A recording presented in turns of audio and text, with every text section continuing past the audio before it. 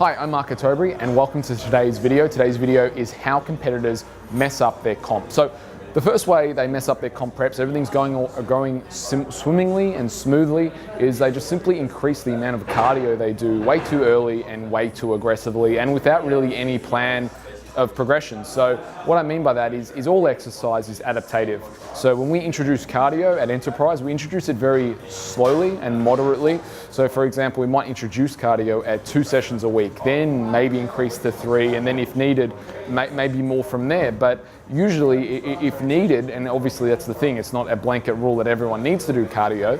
It's cardio we look at really as the ACE card, and it needs to be progressive, because if we just start, it's like if we take someone's diet and we just slash the calories in half, well, of course someone is going to lose weight on that diet, but they're going to get to a point, they're going to hit a plateau where they're not going to be able to get results or progress at all from that period. So it needs to be adaptative and it needs to be progressive.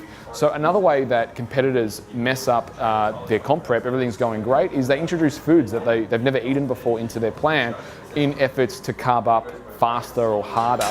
My advice around that is always do a mock-up carb up, a mock-up prep.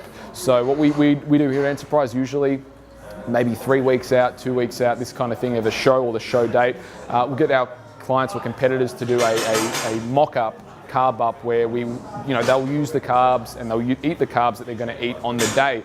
But it's never like if people, when they carb up, they just start eating donuts or pizza or salt and vinegar chips or this kind of stuff. If you haven't had those foods in a while, your body may respond very negatively to that, and you may end up holding a lot of fluid and get very bloated and just very watery and not really look that great. But always make sure you've used those carbs, in your diet throughout the prep.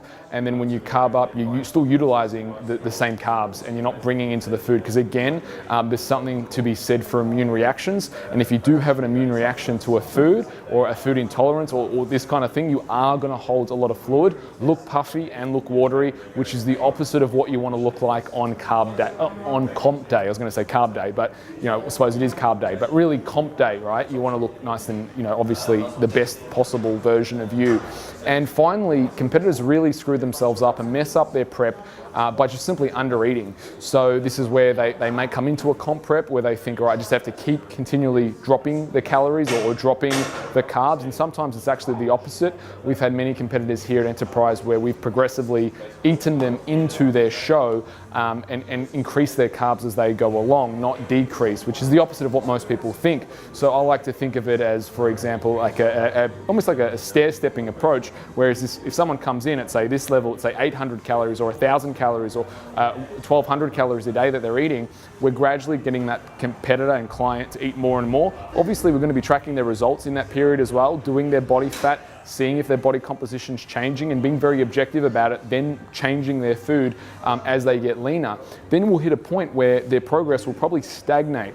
Once it stagnates, we've brought up the total calories. Now we can start to bring those calories down in their plan, but not before. If we start to bring it down from here, I mean, most people are well below baseline anyway. We need to re-establish a baseline of food and a baseline of calories that the person's eating to then diet them down effectively from that. Again, most people start a comp prep with too low calories in the beginning, and then they try and bring that even below to get themselves lean. So, and then in those final weeks, they drop out way too much food. And I know I've had that personal experience. When I first competed, I definitely was malnourished, needless to say. But yeah, under eating is a huge problem, especially as it relates into the later end of the carbs and just simply not eating enough food. And again, if your training volume is increasing, by definition, you probably need to be eating a bit more food as well, but obviously need to be tracking those results. And it is always a double-edged sword, and it's an art in a way to get right a lot of the time, as much of it is as a science. So I hope you've enjoyed these tips around how competitors mess up their comps, and I hope you don't mess up your comp prep, and I hope to see you on stage looking fantastic soon. If you need more help, sing out, enterprisefitness.com.au is where it's at. Shoot us an email, info@enterprisefitness.com.au, and happy to help. All right, we'll see you on the next video.